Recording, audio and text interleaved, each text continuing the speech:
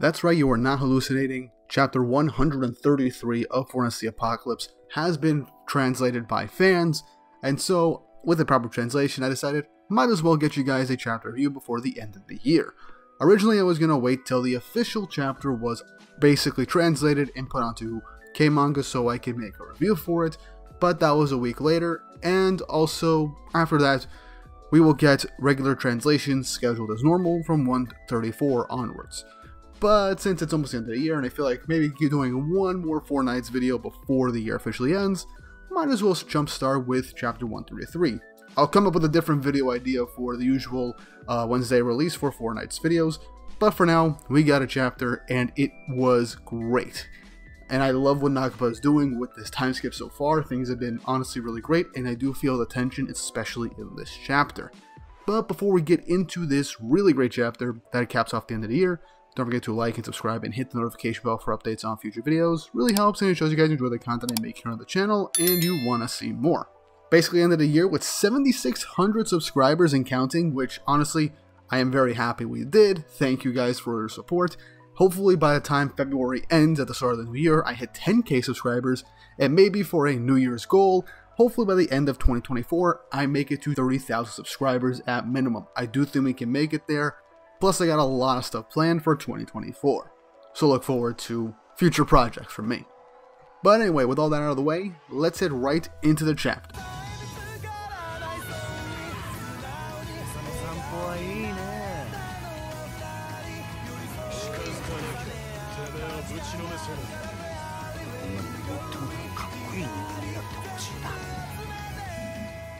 Chapter 133 of Fortnite: The Apocalypse. Honestly, very appropriately titled Bisection, and we will see why that's the case literally in like a few pages. So this chapter starts off where 132 ended off, with Bortlich, one of the four evils, the Green Knight, facing off against An and Donnie after they basically took a brother and sister and saved them from a Chaos Knight. Bortlich begins to say, "I don't know how and where you have been hiding our people until now, but I can finally eliminate you all." Essentially stating that they have been finding people from Camelot and hiding them or getting them out of Camelot for their own specific reasons so they could eventually take things back. He goes on to call them pests and that they're a threat and calamity to their peaceful lands. Donnie then confidently begins to lift his fingers and says, "Who do you think you're calling pests?" as he breaks off pieces of the giant piece of ground that they are levitating on and tosses them straight towards Bortlich, using his attack Ground Strike. Really quick, I am so happy that Donnie got the power up that he needed. His telekinesis has evolved so much over 2 years to not only be able to control and hold up this giant piece of earth, but also be able to precisely take off a few pieces and lunge them at an opponent. It's just really cool. Unfortunately for Donnie, he did not even get a scratch on him from this attack. He didn't even bother to dodge. It struck him, but it seems he doesn't seem to have any injuries. Before Donnie can continue, An tells him to stop as she goes on to say that they're the pests. The Chaos Knights, Arthur, everyone. Britannia is in a sorry state right now because of Arthur and the Chaos Knights robbing their land and their people. And so they're only trying to take back what's theirs and what they took away from them. But Bortlich says that they don't understand. People choose to hold on to the happiness within their grasps, rather than clinging to hope that may never come true. And he really twists the knife as he says, "You believed in something as vague as hope. That's how you got betrayed. Am I wrong?" Obviously that is a sore spot for them as An and Donnie get incredibly angry after he says this. Obviously when he talks about hope, he's referring to Percival and how he essentially offed himself after learning the truth and couldn't bear it. An and Donnie obviously are probably coped and understand Percival's mindset, but still really feel hurt by Percival's decision, and so this is a sore spot for them. And obviously I do kind of understand what he's talking about when it comes to clinging on to hope, because some people state that it's better to live in blissful ignorance than clinging onto a small grip of hope that could be ripped away and make you go down in despair. I'm just getting Danganronpa flashbacks. God damn it. I'm gonna play a Danganronpa game at some point again, aren't I? Okay, back on topic. After he says this, it pisses everyone off, and so Donnie says sorry, it's going to be a little shaky, as he then uses his levitation to basically get them to run away, obviously stating that he can't really take him on right now since his initial attack didn't do anything. So he takes this big piece of earth and quickly makes it go in the opposite direction to get away from the knight. As they're running away, An says, "We will never give up on hope." But Bertlich takes out a sword as it glows with magical energy as he says, "Do as you please. Either way, you will be gone right here." As in an instant, in a nice 2-page spread, we see Bertlich on the other side of the piece of earth that Donnie is levitating on. As we slowly go from this one image of An and Donnie staring at where Bertlich used to be, we cut to An as she is then cut on her side, and then Donnie as he turns around as his head starts to split and bleed. With the next page showcasing that Bertlich seemed to have even cleaved the sky with his sword. As the next panel is An, Sylvain, and Donnie being sliced in two. They have been bisected and essentially killed. And so in this instance, as we think, holy shit, did they just kill off some of the main characters? Somebody snaps and everybody is okay. An, Donnie, and Sylvain are in the exact same spots they were in before they were cut. This even throws Bertlich for a loop, as everyone's wondering what the heck's going on. Didn't you guys just die? Donnie's like, "I'm pretty sure we got cut in half right there." An's like, "Was that an illusion or something?" As then a voice off screen says, "I know this has got everything to do with Percival, but you are putting a bit too much energy in your Camelot search." So obviously, their influence in going to Camelot does basically be inspired by Percival, and that is what's fueling them to try as hard as they are. Now, whether the theory that Percival has somehow been reincarnated or is alive again and is the prisoner they're looking for, highly doubt that. It's probably Naziennes or maybe Gawain. But either way, they do take this stuff with Camelot a lot personally, especially with Percival gone, so this is definitely a motivating factor for them. And so this continues to say as, "The worried Meliodas suspected the worst case scenario, thus he requested me to bring you support." As Bertlich says, "I see you are the rumored Sin. I've got to tip my hat off to you, you narrowly saved them from my attack." As the next page with Donnie and An shocked, it is revealed that GOWTHER, the goat sin of lust, has arrived to save our friends. Now, I'm going to be honest, did not think GOWTHER was going to show up and save the day. I thought it was going to be Tristan or Gawain, to be completely honest, or maybe Naziennes for all I know. But honestly, really cool that we got GOWTHER here. I got a theory about GOWTHER at another point, but still, GOWTHER somehow managed to trick Bertlich and everybody in the area with an illusion showcasing that he cut them down. And so he's like, "You know what, let me reveal myself, don't want them to be fully traumatized." And so GOWTHER saves their asses. And I do think it is appropriate for one of the Sins to be somebody to actually save the next generation in a very outmatched class up with one of Arthur's elite knights. Donnie then obviously begins to ask him how he even got here, but GOWTHER says that he's actually been there with them for a while. He was using an illusion technique that makes living beings recognize him as a stone within a 10-mile radius from him. And in fooling the enemy first, you gotta save your friends, right? As Donnie's like, "We're not that trustworthy to you, are we?" But yeah, that's actually kind of funny. GOWTHER's illusions are incredibly detailed and can trick almost anybody seemingly, as he literally put a 10-mile radius around himself that makes anybody perceive him as a rock, essentially making him the perfect spy somehow, unless you're like very magically aware or you're immune to illusions or something. Still, it is very cool to see the GOWTHER coming in and doing the ultimate support that he tends to do.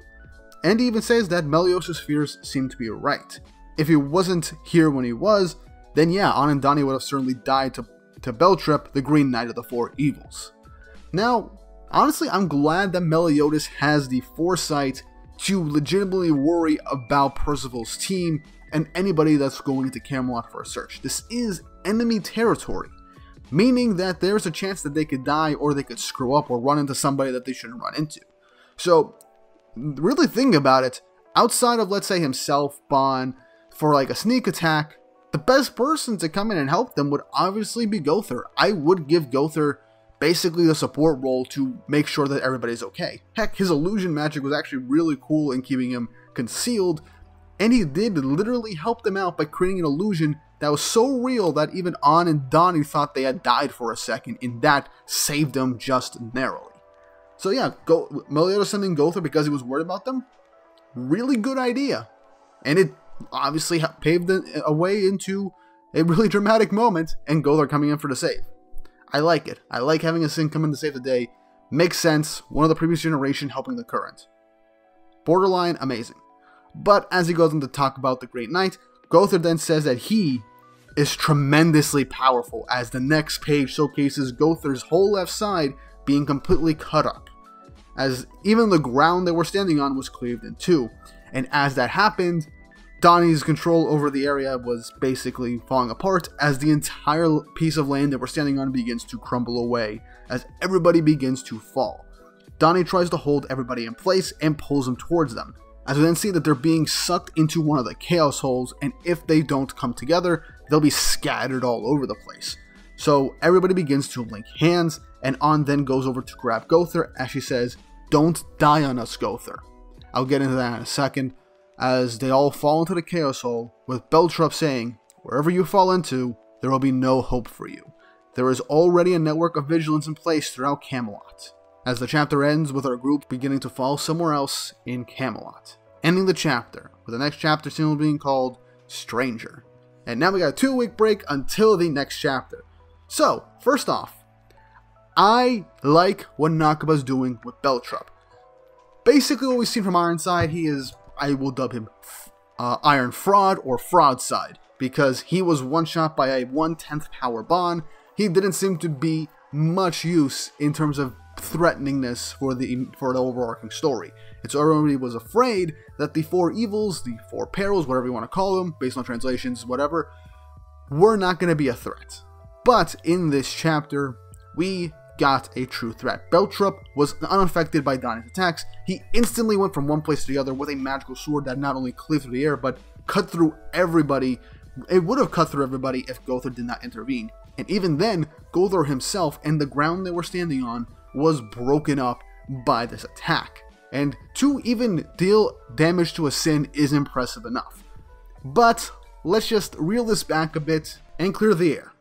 GOWTHER is not going to die, and also it is a very easy feat to actually deal damage to GOWTHER. He is a living doll, and thus every time GOWTHER fights an opponent, he seems to always have himself be stabbed, beheaded, broken up, or dismembered.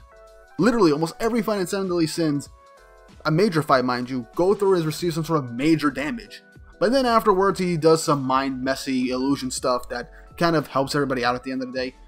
GOWTHER is not a straight up brawler, he is more of a technical fighter and tends to mess with people's heads. So obviously he's good for stealth missions and providing support, not for a straight up fight. Plus GOWTHER getting a wound like this, it's both impressive but also not that big of a deal. Like I said, he gets cut up all the time.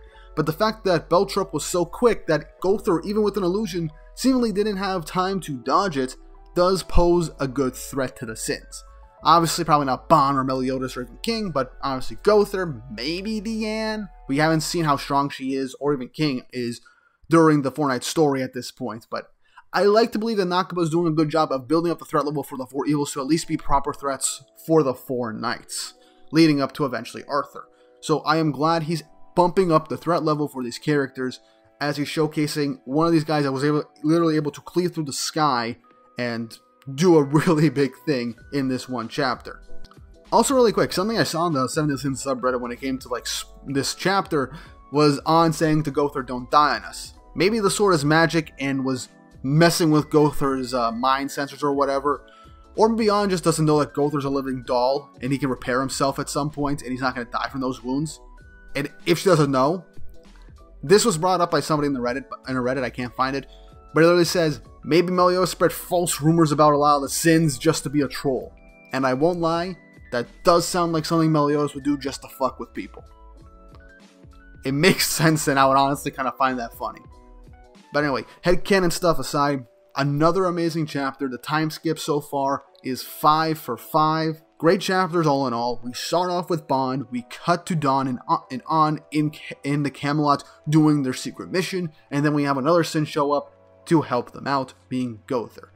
And I'm honestly really glad. This chapter is bumping up the stakes. We're showcasing the level of some of the Sins, as well as bumping up another member of the 4 evils that we have not seen yet, and I do hope we see more of Bertlup and even the 4th unnamed knight, and maybe see Pelgard at full strength. I would love it if Ironside is actually the weakest member of the four evils. That would actually track with his track record against powerful opponents right now, which is just Spawn. But still, it'd be pretty cool if Ironside was the weakest member, followed by Pelgard as a third in the hierarchy. Maybe Beltrup or the fourth unnamed knight are the strongest ones. That's just my theory. But I'd love to hear your thoughts on this chapter. How do you feel about Beltrup seemingly being built up to be a major threat for our main cast? How do you feel about GOWTHER being dealt a major blow? Do you think he's going to shake it off like normal, or do you think this might actually deal some lasting damage, or keep him out of commission for a bit? How do you feel about GOWTHER showing up to save the day? And how do you feel about the time skip as a whole so far? Let me know in the comment section down below. And once more, if you haven't already, like and subscribe, hit the notification bell for updates on future videos. It helps and shows your support for the channel and that you like the content I make here and want to see more. And with all that said and done, I hope you all have an awesome day. You know, sometimes it comes to me thinking maybe GOWTHER just exists for the story, just to be someone for people to just take out and destroy, only for him to fuck with people later on. I have no clue.